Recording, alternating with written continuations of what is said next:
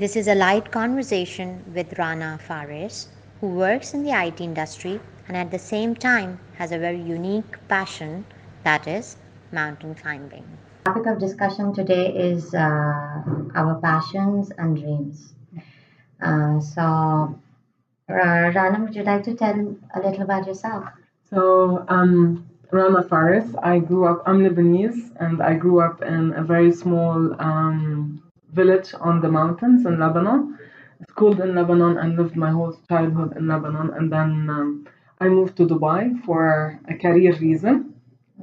And yeah, this is it. I am in the IT industry where you don't usually find a lot of ladies working, but I do it and I enjoy it. I love my job. So this is me in a nutshell. I've been living in Dubai for the past almost 10 years. Yeah, and I've seen how this city came, to life, I would say. So it's amazing. And thank you so much for the time also. Well, let's start with what are your hobbies and interests? So I am an avid reader. I'm not someone who watches TV at all, or I don't follow programs. I read a lot of books, and this is my hobby number one. And I also love sports.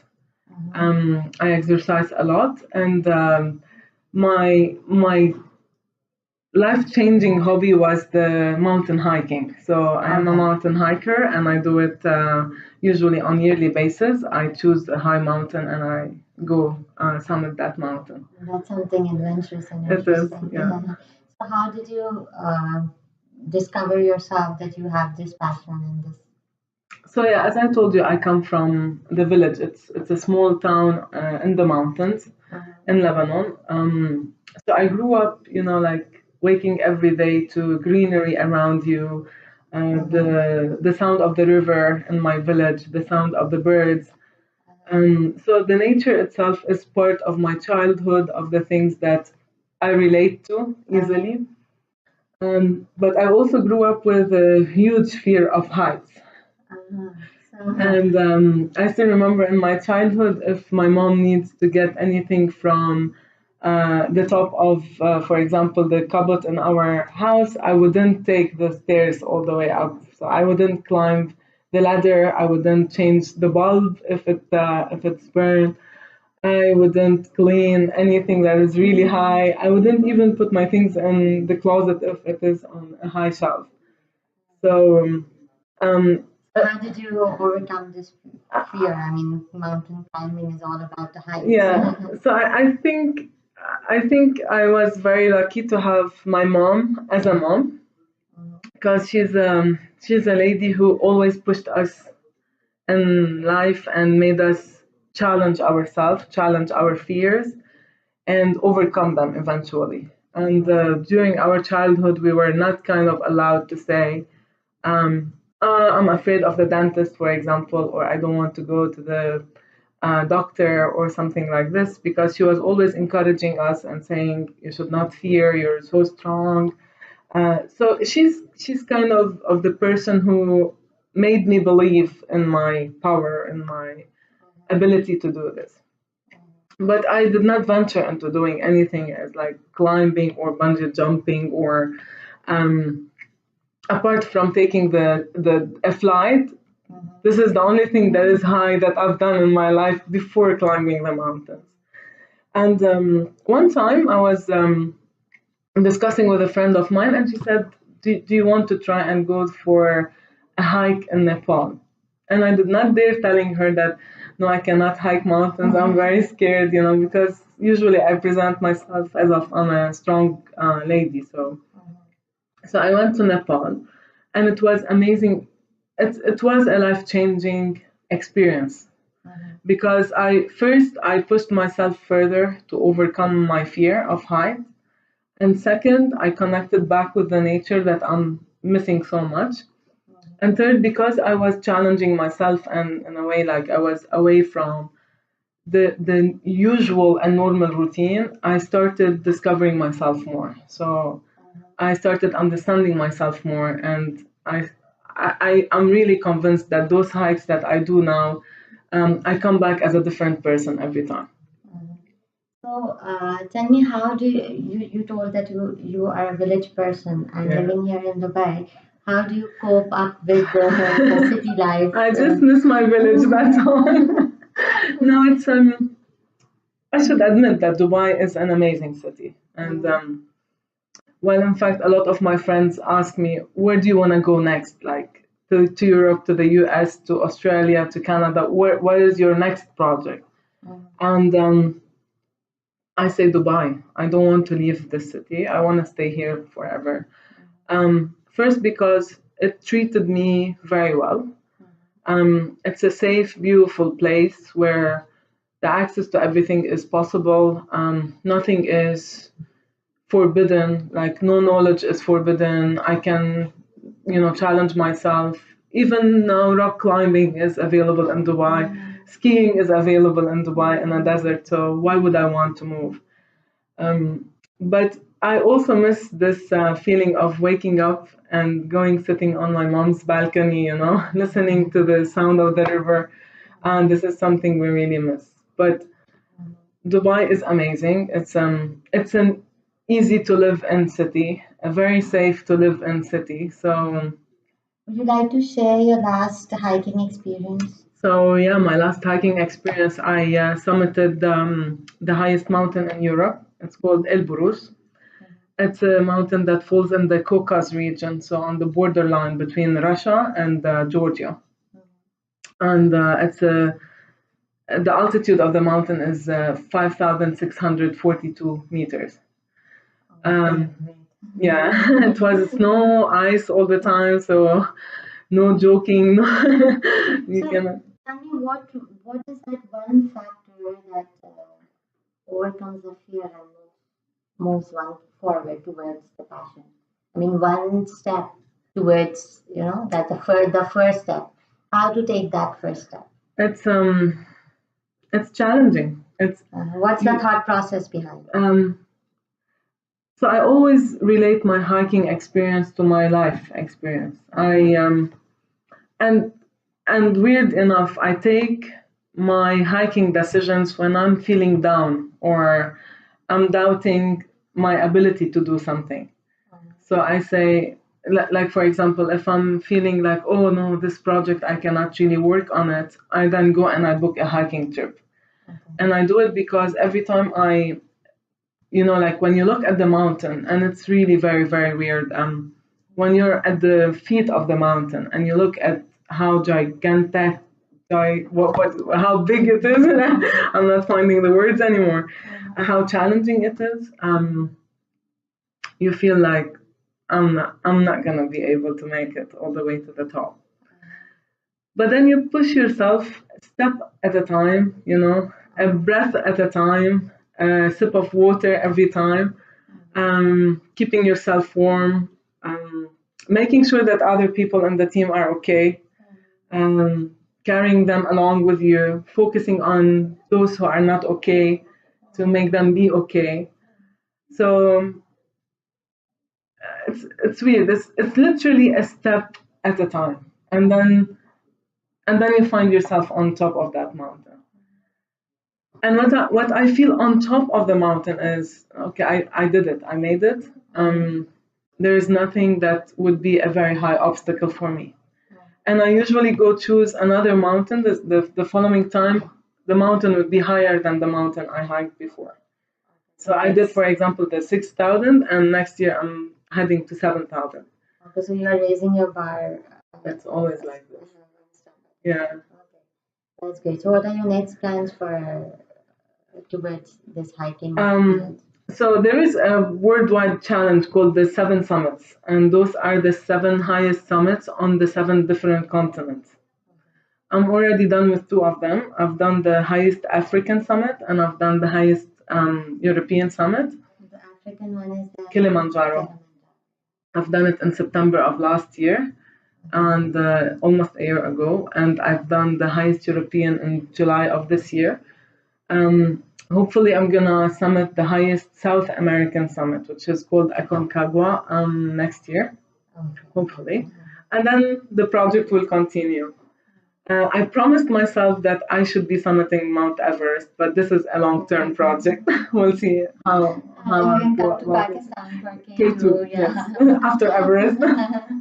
You know, K2 is the highest mortality rate. Yeah, Yeah. it's very kind of dangerous. Very dangerous. Yeah.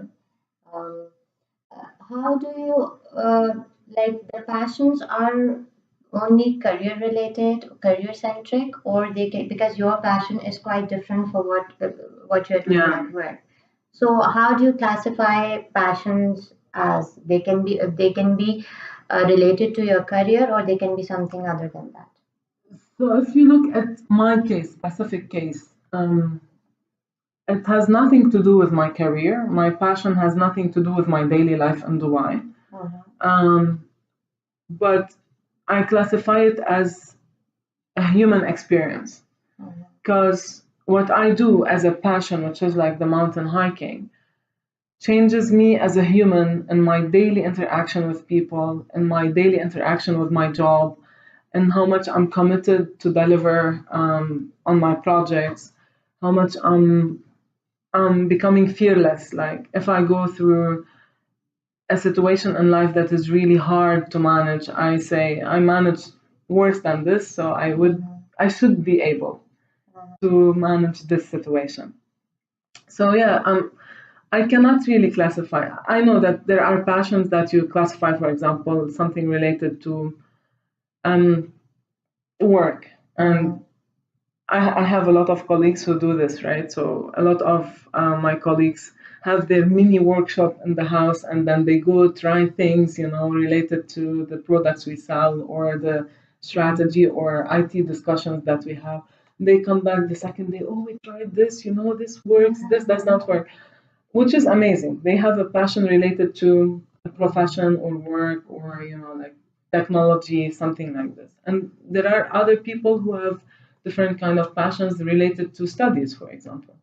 And I know a lot of people who, in the course of their life, changed their careers totally because they decided or they discovered that, um, for example, I'm an engineer, but my passion is the medical, medicine related topics, right? The medical field. So I know someone who changed from an engineer to a nurse, and she's really happy right now. She's also in an NGO, so she goes So to it's wars all and by stuff. the inner calling. Exactly, exactly. Right. So what message or what tips are you gonna give to people who have non-work related passions and they don't have time to pursue them? So How this is, to make that work and I wouldn't balance? agree to the fact that you don't have time. This is Okay. just a myth. If you love something, you will create time for it. Yeah, If you it's have a passion, you will know how to reschedule and reshuffle things in your life to do what you love to do and as what it's makes not you a grow, priority. right? So, for example, I talk about you as a mom, right? You have trillions of things to do in your day, one day, 24 hours. You have to take the kids to school and bring them back and make sure they studied and prepare food for them and then take care of your studies, and your husband will come from office and you need, like to prepare dinner. So literally you have trillions of things to do in your one day. And I don't think that there is one day that goes into your life where you say, I don't have time to cook today, or I don't have time to sit with the kids for their studies, because you have taken the decision that this is what you want and you are doing it happily and you are doing it to your satisfaction level, etc. And people who dismiss their passions usually are those who default into their comfort zone and they are not pushing themselves to grow more. Because it's only when you push yourself outside your comfort zone that you grow. It's just that first step. Yeah, you That's always need mm, this bit of crazy decision that will put you on that journey. Maybe you need not to think about it, you know. People who do jumping from planes or bungee jumping, right? they need not to think about it, because if you think about it, you would never jump. Yeah, the self-thought would, It's impossible, like, because your mind would go into, I'm killing myself right now. I'm killing yeah, myself right it now. would So demotivate yeah, basically. So so better not to listen to anyone or to our negative self-talk. exactly, exactly. So the thing is, yes, we're all very busy, but every one of us should do priorities in their lives, and we should not dismiss our growth, our personal growth as human beings, because usually we default into doing things rather than making sure that we are happy. And the making sure that you are happy goes with everything in your life, with your job, with your house, with your family, also with your passion, with your hobbies. So if you don't know how to balance between all of those things, um, you're hiding a very deep unhappiness inside you. Though you might And look it happy comes out. It comes out eventually, at a eventually. certain Yeah, point with of time. time to time, it turns into depression or something. Exactly.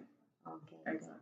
So, what is your mantra for like in socializing with people, and how how good a social animal you are? I think I'm too much of a social animal. um, this is one of the things why I love Dubai, by the way, because it really gave me the opportunity to be culturally aware. Like, there is how many, more than 120 nationalities, way more than that, living in this city. Um, and in your normal daily life, if you go to the mall, definitely you would be talking to more than 5 or 10 nationalities in that only incident of going to the mall. When I come to the office and I look at the diversity in the office, nationalities, gender, everything, um, it made me rich as a human being. So it made me dismiss all my prejudgments on whether Makes you less cultures, judgmental and yeah, whether cultures, whether people, whether events in life, right? This is something I owe to Dubai. And I also owe to my employers the fact, or my job, the fact that I was traveling a lot. Due to my job and the job requirements, I traveled, I don't know how many countries. I did not even count them. But one of the travels, or a lot of the travels that I've done, was in the African continent. And the African continent changed me also as a human being, because as we hear about it, it's, you go to some suburbs where there are really very poor people, and people who kind of like are not blessed the way other people are. And even those people are still smiling and appreciating what they have, appreciating the minimum of food they have every day, thanking God for it. And this way of behavior and attitude taught me a lot and changed me a lot. So I'm someone who's very social, and I don't leave barriers with people because I don't have a prejudgment. I don't say, oh, you're from a different country, then no, most probably we will not be friends, right? Um, yeah, I dismiss those kind of ideas. I've dismissed them long time ago, and yeah, they I'm a are. cheerful person, so It's there, the judgment, the criteria. It's pre-built in us. We have to get over it, or we have to learn not to be judgmental. What is it? It's the environment conditioning. so What I is that think, that we have to get over with being yeah, non-judgmental? the way I see it in a way that, because usually we are, and I talk about our age group, right? Your kids would not have this problem because they are growing in a multinational, multicultural environment. They go to the school where their friends are from 10 or 20 different countries. So on their head, everyone is acceptable, everyone is a friend, everyone I can go do, like play date with, and they can come visit me and I can see, like their family style. So they are more open than the people like me who grew up in one country, one culture, similar people you meet every day. Your friends, yes, you can have three, four, five, six friends, but And they you think think the that same. this is the standard that you need to follow, and the rest is Yeah, when you grow up in, like in kind of locked, close, yeah. locked and closed environments, it becomes your standard. It becomes your norm. Let me put it this way. It becomes normal to think like this. But then when you allow yourself to be reshaped by your life circumstances, by the fact, and you need really to be really open-minded, to be a person who accepts the change, and he or she is not afraid of the change. Because if you are afraid of the change and you move to Dubai, you also default to the group, coming from your home country. Like in my example, I would default to only friends from Lebanon, and this is it. I'm gonna mingle with them, and that's it. But when you have, or when you allow yourself to have an open mind and not to be resisting the change, right? You grow a lot, because in an environment like here, normal, when I go to have lunch with my colleagues, we're at least five nationalities on the same table having lunch. Yeah, definitely. And it is an opportunity I see it as an It's for opportunity. personal growth. Yeah, basically. yeah, Our mind broadens exactly. by meeting people of different backgrounds and cultures. Yeah. So I think that we are blessed in I that agree. way. I agree. And I think we become, in a way, mutants, right? Like the people who live long time in cities like Dubai, for example. We become really mutants because our personality traits change with the experiences we have. Like today, for example, as me personally, when I go back home, I am different from the people who never left the village. And they look at me, why you think like this? Why you talk like this now, right? Because I changed, but they did not change because they were not forced in the direction of change, or maybe they resisted the direction of change. And the amazing combination of all those experiences, when we allow it to shape our personality and thinking mode, and when we allow ourselves to grow with the experience, it can really give us the opportunity to become better humans. Um, how does it feel to be different among the crowd? Because the passion you have is kind of rare, especially amongst women. So how does it feel to be? For me, I take it as a leadership trait, as a very nice thing that I'm doing. I've done, I got always those kind of questions. Oh, a lady doing this, hiking mountains, or doing this. How do you really do it? And it becomes your identity. It becomes your identity, and then I love the fact that young girls sometimes come to me. Oh, you do it? Can you share the experience with us? And I like the fact that the new generation is really ready to challenge themselves to grow more. So this is it. Okay, one last question. I've heard you always have a smile on your face. Kind of. Whatever hardships, whatever challenges. Yeah. So how do you cope up with tougher times? Yeah, my mantra in life is my problems are my problems. I don't have the right to impact other people with my own problems, right? And that's why I hide my problems behind my smile. And the second thing, I really smile at people, and certainly the kids, because I think it makes them feel that the world is a better place. Um, and I think the smile by nature, when you move those muscles in your face and you force yourself to smile, most probably it really impacts your brain, and it gives you a positive attitude. It leaves a positive I environment. think so. I think so. And yeah, I wouldn't want to stop smiling. Thanks a lot for your time. Thank you It was a so much. pleasure Thank you, talking to dear. you. Okay. Thanks for watching. See you guys until next time. Bye bye.